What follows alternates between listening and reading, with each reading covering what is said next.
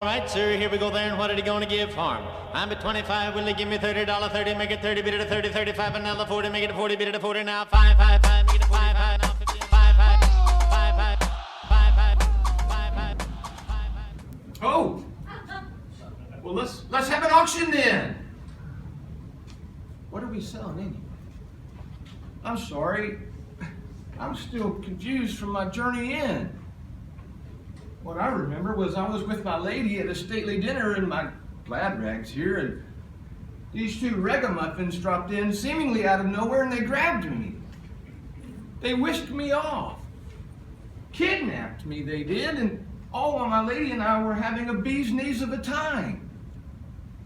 I thought maybe I'd had too much giggle water at the affair, because I haven't been able to make any sense of this. I tried earnestly to resist these two odd fellows. Dudes, they called each other, but they forced me into this tall-like box. And then, the next thing I know, we were journeying and picking up other odd fellows. Just so that you know that I'm not a gate crasher at your event today, if you will, please allow me to formally introduce myself. My name is Leslie C. King. I was born in the year 1901, and I'm a second-generation auctioneer. Now, I grew up in the business, first doing manual labor, then I was able to work with the bidders on the floor, and that's my favorite part. I was also an auctioneer. In fact, here I am, conducting an auction with my father overlooking my shoulder back in my early days. And I understand a lot of things have changed in the auction industry. I understand you now have voice projection systems. You have bidders bidding over the app on some like radio handheld device. In fact, you're able also to send auction notices through electric boxes that sit on your desk. We use placards and nail them on telephone poles. That's how we advertised our auctions. Got that idea from the circus. And then I understand too, people don't read newspapers. Instead, they get their news off something called MyFace or Spacebook or something like that. But regardless, and even with these changes, some important things have not changed. And that's what my lesson today is all about. Let me ask you, have you ever had an auction where you had to beg and beg to get a decent opening bid? Only then to get a low one to start it off? What happens in these situations? Well, the bid starts too low. Bidders seize control. And the next thing you know, they're trying to break you down all because you started too low. And that's frustrating, isn't it? So which would you rather? Have to beg for a decent opening bid, or have one in hand from a bidder from the floor to start the auction right along? Now we know the answer to that, don't we? You look like highly intelligent folks, maybe a little old to be attending college at this university, but smart looking nonetheless. But before I get into my topic today, we must examine two important foundational facts. First, auctions are not controlled science experiments. Instead, they're live events. Random things can happen. We're talking about live, dynamic commerce events. No two are alike, and each one has a life of its own. This is second. There's too much emphasis on this role of the auctioneer, the bid crier. They even started a school for auctioneers back in my day. It was called the Jones National School of Auctioneering. I understand today you actually have an auctioneers membership association and auctioneers contest. Now listen, the role of an auctioneer is important, no doubt, but they're just one part of a team. It's the bid assistants, the floorman, the ringman, or this horrid term you use, bid spotter. They're the front line. The auctioneer is like a quarterback. They can stand up there all day long, but without a front line blocking, they're going to get sacked. Now, is an auctioneer really going to get sacked? Well, no, but they can only control things to a degree from the stand, though. It is the bid assistants. It is those folks that are the front line. It is those spotters. They're protecting the quarterback and they're making plays.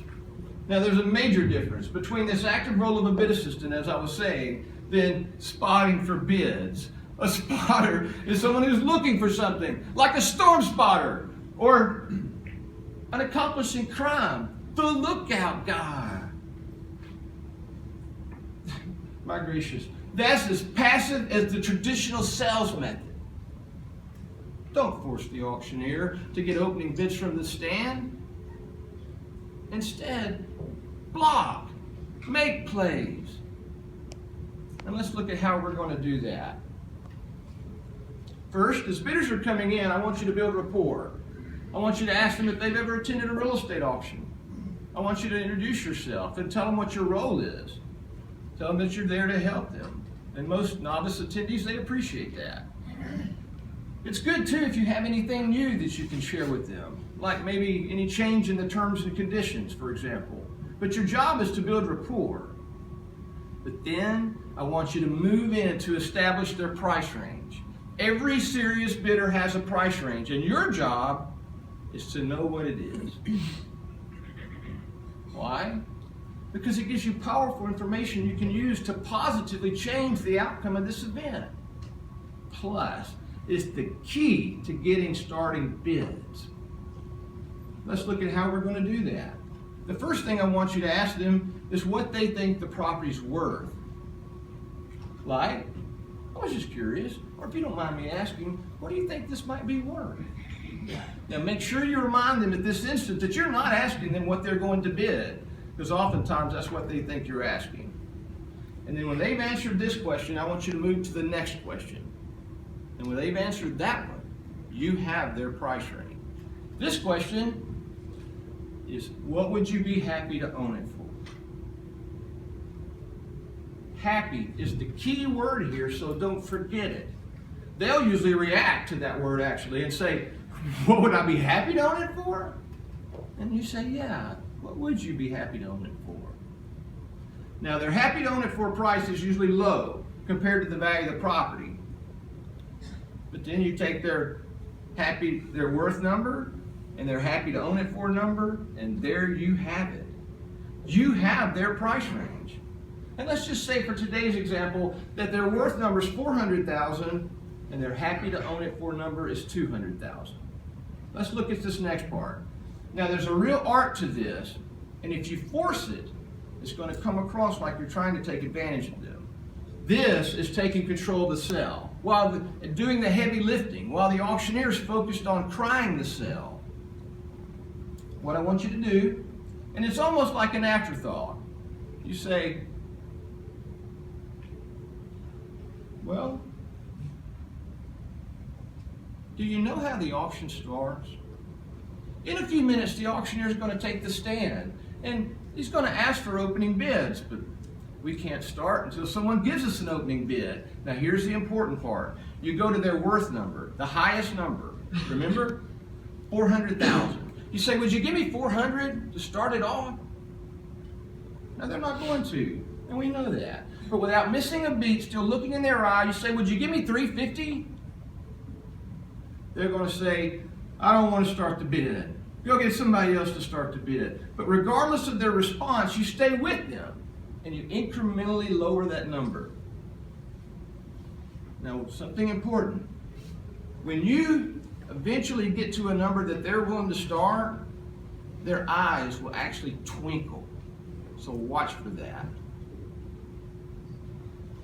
If you haven't gotten an opening bid, by the time you're down around they're happy to own it for a number, then you say, well, I know you'll give me 200,000. And oftentimes that does the trick. Sometimes though, they'll suggest even a lower number, like say 150. And that's okay. It's okay if this initial number is a little low because something magical is about to happen. The magic is this. You're going to take this starting bid and you're going to leverage it to get even higher ones. You haven't understood among your bid assistant team that the first one of you to secure an opening bid will come back and share it with the other bid assistants. They then go out, use that number to negotiate higher opening bids with it. And if at any point in time a bidder tries to give you an opening bid that is either equal to or lower than what you already have, you just simply say, well, I've already got that over there. Would you give me X? You always suggest a higher number. Always. Actually, in effect, started the auction before the auctioneer ever takes the stand. Now that is magical, isn't it?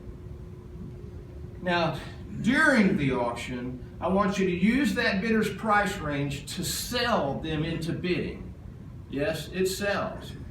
You're going to persuade and convince that bidder to bid. Let's just say for example, that the bid's $300,000. I want you to run, yes, I said run over to the bidder and encourage them to get into the bidding, reminding them that they said it was worth $400,000. Now listen, stay with them and keep the pressure on. I need you to know too this. These people want to buy, so you're actually helping them here. If you can tell that they're not going to bid, I want you to walk off. Because oftentimes this puts even more pressure on them as they know no one's there to help them relay their bid into the auctioneer. And they're concerned the auctioneer might not see it. But listen, when you sense the auctioneer's about to sell it, you run back over and say, give me $350, he's about to sell it. Your body language is critical here. It plays on their emotions while your reasoning appeals to their logic. Creating good, strong opening bids and then creating bids during the auction allows you to take control of this live dynamic event. Here are the PowerPoints for today. You see how these build on each other? But the bottom line is this. Take control of the sale. You can change its outcome. And in the end, you're going to have made your seller more money and earned your pay. Now listen, I know it's easy to feel that over the last 100 years, a lot of things have changed. But I hope that you can see some things happen. So maybe at your next sale, you'll share with your bid assistant team some of these tried and true pointers. Pointers my grandson calls lessons from Granddad. Now listen, I would love to spend the day with you fine people. I really would. But my time in this time is up. In fact, I hear the dudes calling me now. Thank you, and I'll see you in Grand Rapids.